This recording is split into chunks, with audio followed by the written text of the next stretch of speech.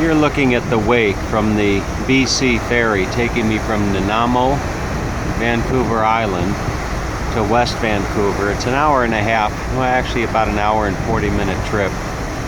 And I found my way to the rear of the ship. I don't know, is that the bow or the stern? It doesn't matter.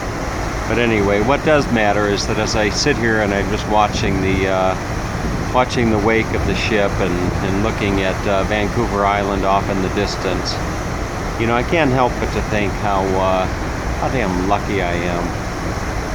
It was 2.5 weeks ago that I stepped off a plane late at night into Calgary and was picked up by an older guy in a beat-up pickup truck, you know, taking me to an accommodation for the evening just outside of the town of Calgary. And since then I've done so much.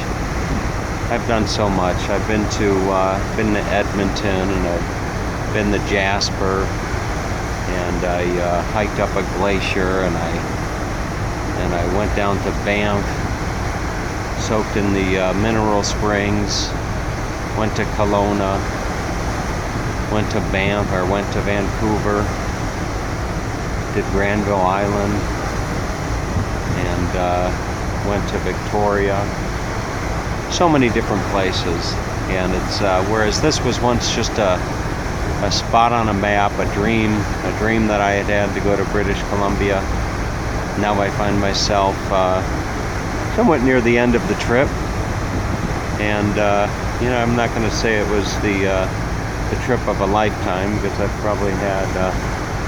probably had about 10 different trips of a lifetime over the course of my life, but nonetheless, really a incredible experience, incredible opportunity. I was talking to a friend of mine earlier today, and he was saying that he just couldn't do it. He couldn't do this marathon travel.